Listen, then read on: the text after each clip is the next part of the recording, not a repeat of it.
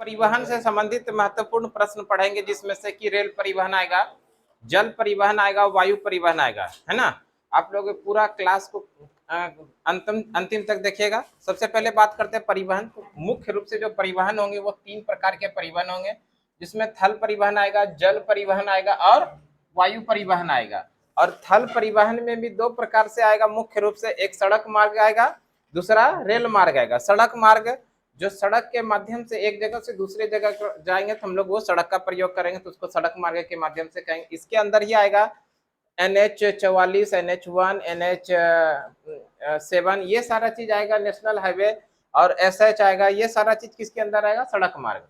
और रेल मार्ग जो आएगा, रेल अलग अलग ट्रेन के माध्यम से जब हम लोग सफर करेंगे एक जगह से दूसरे जगह, तो वो आएगा रेल मार्ग। रेल मार्ग में भी बात करेंगे भारत में सर्वप्रथम रेल कब चली, उसमें हम लोग बात करेंगे विश्व में सबसे पहली बार रेलगाड़ी कब चली, किनके शासनकाल में चलाई गई, अभी वर्तमान समय में कितने रेलवे जोन, इन सभी चीजों को बात करेंगे रेलवे मार्ग के अंदर, रेल मार्ग के अंदर। जल परिवहन में भी बात कर लेंगे कि भारत के अंदर सबसे लंबी जल जो नेशनल वाटर हाईवे नंबर है वो ध्यान रखिएगा, एक मतलब कि वाटर हाईवे नंबर 1 जो है भारत के सबसे लंबी जल परिवहन मार्ग है।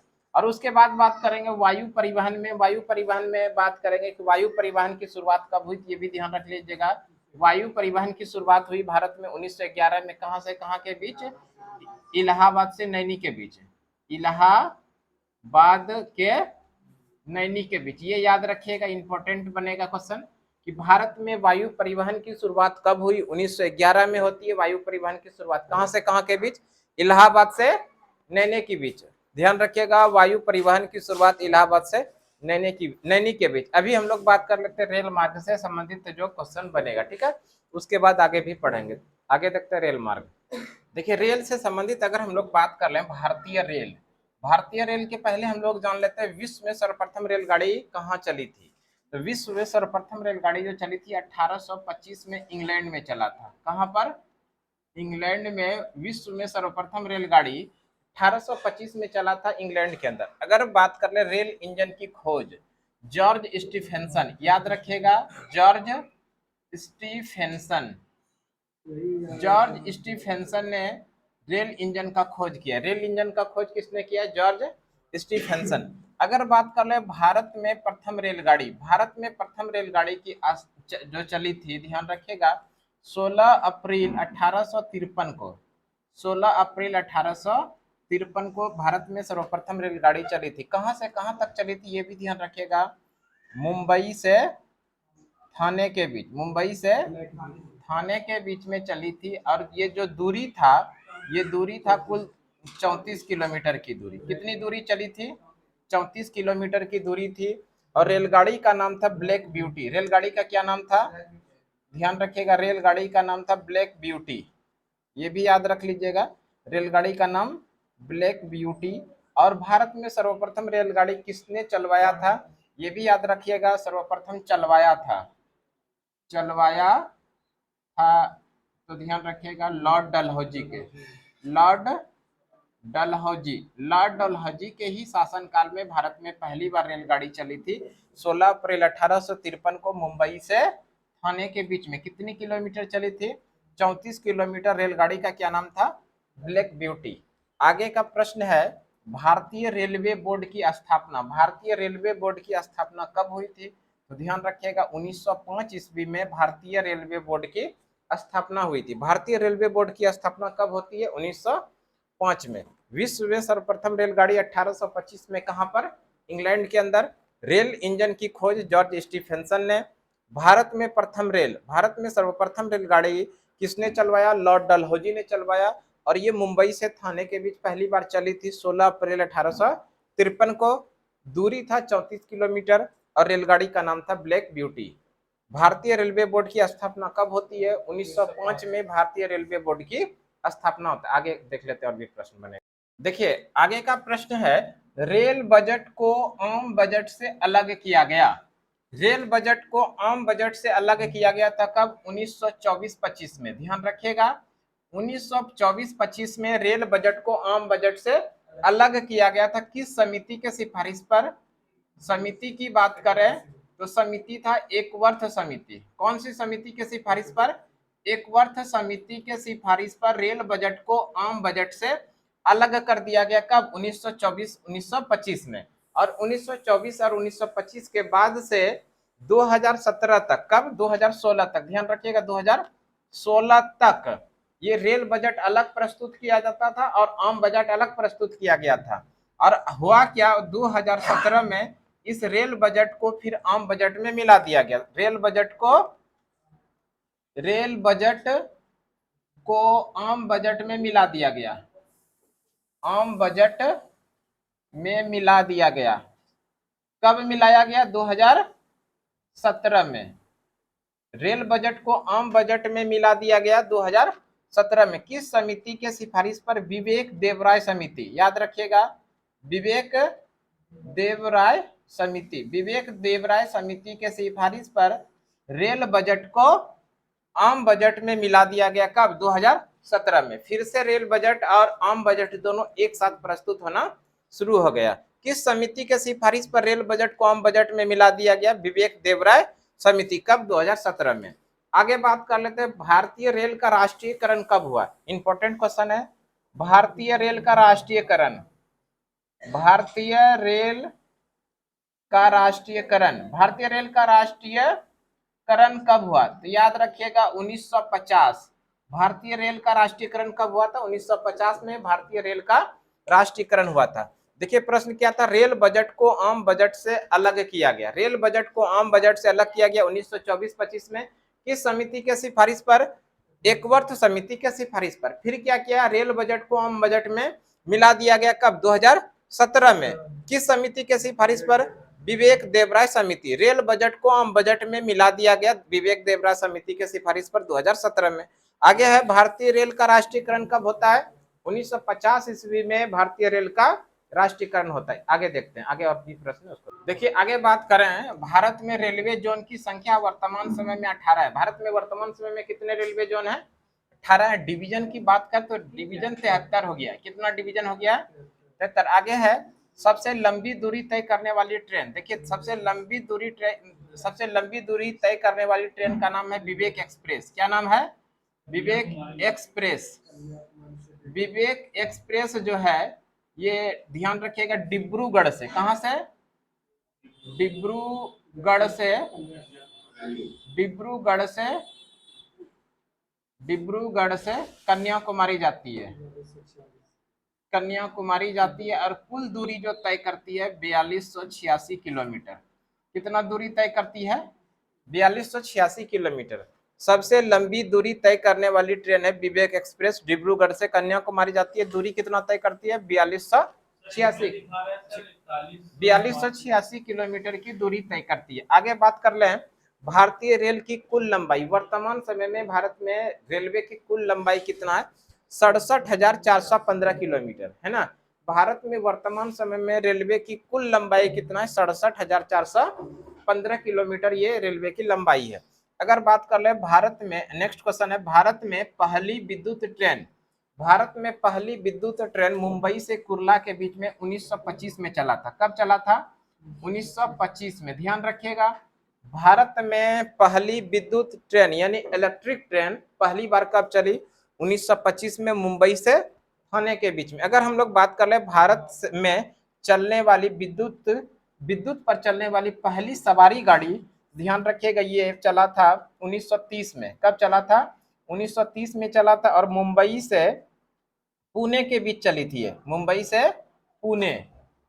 मुंबई से पुणे के बीच में सर्वप्रथम इलेक्ट्रिक सवारी गाड़ी चली थी और इस रेलगाड़ी का नाम था डेक्कन क्वीन। रेलगाड़ी का क्या नाम था? डेक्कन क्वीन। ध्यान रखिएगा डेक्कन क्वीन। रेलगाड़ी का क्या नाम था? डेक्कन क्वीन। ये भी इंपॉर्टेंट प्रश्न है। भारत में चलने वाली पहली इलेक्ट्रिक सवारी गाड़ी, भारत में चलने वाली पहली इलेक्ट्रिक सवारी गाड़ी 1930 में चली थी, मुंबई से पुणे के बीच में चली थी। रेलगाड़ी का नाम था डेक्कन क्वीन। ठीक है, आगे रेल से ही संबंधित क्वेश्चन देखते हैं। देखिए आगे है, भारत की पहली राजधानी एक्सप्रेस।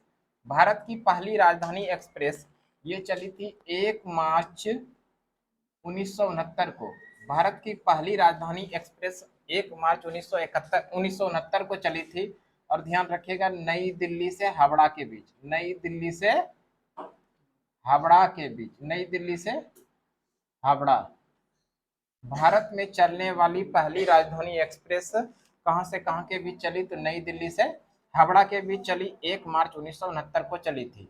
एक क्वेश्चन और ध्यान रखिएगा, भारत में रेल बीमा योजना की शुरुआत कब हुई? भारत में रेल बीमा योजना, रेल यात्री बीमा योजना, रेल यात्री बीमा योजना इसकी शुरुआत हुई है 1994 को। कब शुरू हुआ? 1994 में। भारत में रेल यात्री बीमा योजना की शुरुआत कब होती है? 1994 में। आगे बात करते हैं भारत पाकिस्तान के बीच चलने वाली रेलगाड़ी। भारत और पाकिस्तान के बीच चलने वाली रेलगाड़ी एक तो समझौता एक्सप्रेस है, दूसरा थार एक्सप्रेस है। समझौता एक्सप्रेस लाहौर, पाकिस्तान का लाहौर के अटारी बॉर्डर तक चलती है। अटारी बॉर्डर भारत का पार्ट है। लाहौर से कहां के बीच? अटारी बॉर्डर से लाहौर के बीच में समझौता एक्सप्रेस चलती है। थार एक्सप्रेस ये बाड़मेर जो राजस्थान के अंदर खोखरा पार सिंध प्रांत में। तो ध्यान रखिएगा, इस तरह से भारत और पाकिस्तान के बीच चलने वाली 2 रेलगाड़ी है। एक तो समझौता एक्सप्रेस जो लाहौर से अटारी बॉर्डर तक चलती है, दूसरा थार एक्सप्रेस जो बाड़मेर के खोखरा पार सिंध प्रांत तक चलती है। आगे बात करते हैं भारत और बांग्लादेश के बीच चलने वाली रेलगाड़ी। भारत और बांग्लादेश के बीच चलने वाली रेलगाड़ी का नाम है मैत्री एक्सप्रेस। ये मैत्री एक्सप्रेस पश्चिम बंगाल के चितपुर से ढाका जाती है ना। पश्चिम बंगाल के चितपुर से कहां जाती है? ढाका। इस रेलगाड़ी का क्या नाम है? मैत्री एक्सप्रेस। भारत बांग्लादेश के बीच चलने वाली रेलगाड़ी है। इसकी शुरुआत कब हुई? ये भी ध्यान रख लीजिएगा, 2008 में इसकी शुरुआत हुई है। भारत में मैत्री एक्सप्रेस की शुरुआत कब होती है? 2008 में। भारत और बांग्लादेश के बीच चलने वाली रेलगाड़ी है। आगे और भी रेलगाड़ी से संबंधित, रेल से संबंधित इंपॉर्टेंट प्रश्न को देख लेते हैं आगे। देखिए आगे बात करें, भारत में पहली मेट्रो ट्रेन, भारत में पहली मेट्रो ट्रेन ये जो चली थी दमदम से कोलकाता के बीच में चली थी 16 किलोमीटर, है ना। दमदम से टॉलीगंज के बीच में 16 किलोमीटर चली थी। और ये है कहाँ पर? ध्यान रखिएगा, कोलकाता, पश्चिम बंगाल के अंदर ये दमदम और टॉलीगंज है। और ये कब चली थी? भारत में पहली मेट्रो ट्रेन 1984 में।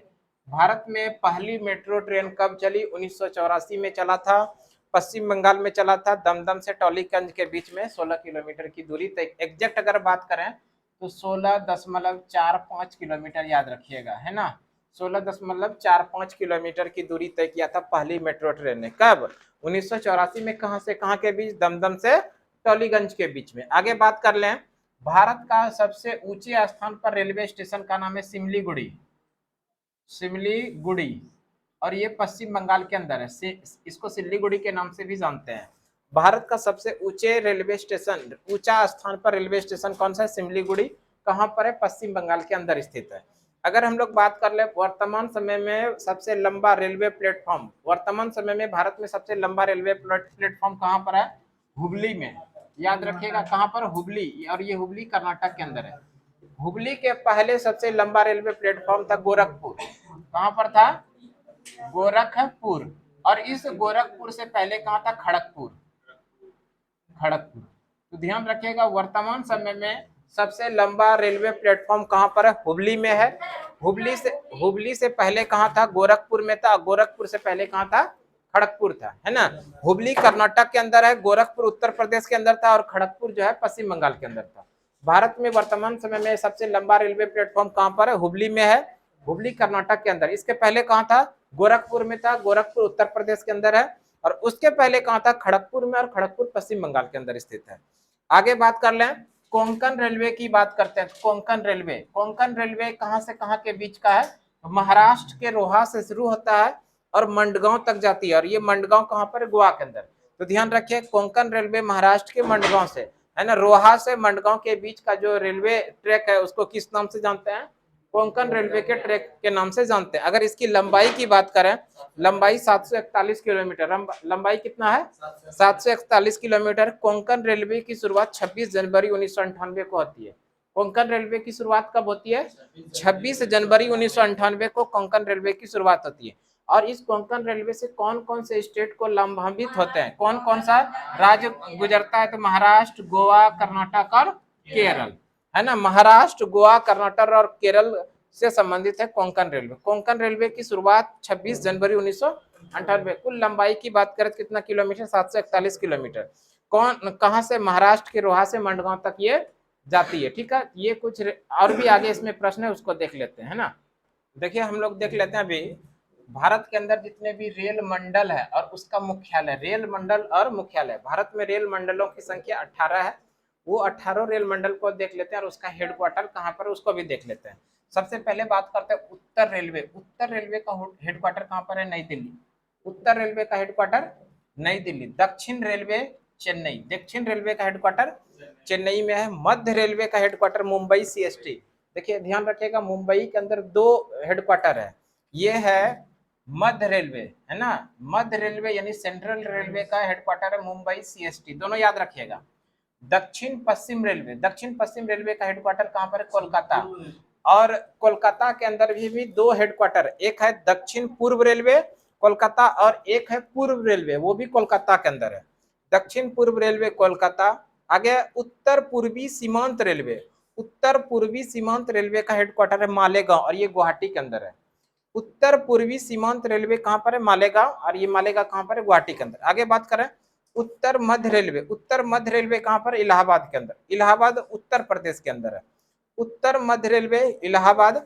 आगे बात करते हैं दक्षिण पश्चिम रेलवे हुबली, दक्षिण पश्चिम रेलवे हुबली, और ये हुबली किस राज्य के अंदर है, कर्नाटक के अंदर है। ध्यान रखिएगा, कर्नाटक के अंदर है हुबली, और हुबली के अंदर दक्षिण पश्चिमी रेलवे का हेडक्वार्टर। आगे बात कर लेते हैं पूर्व तटीय रेलवे, पूर्व तटीय रेलवे भुवनेश्वर, उड़ीसा की राजधानी। पूर्व तटीय रेलवे का हेडक्वार्टर कहां पर है, भुवनेश्वर।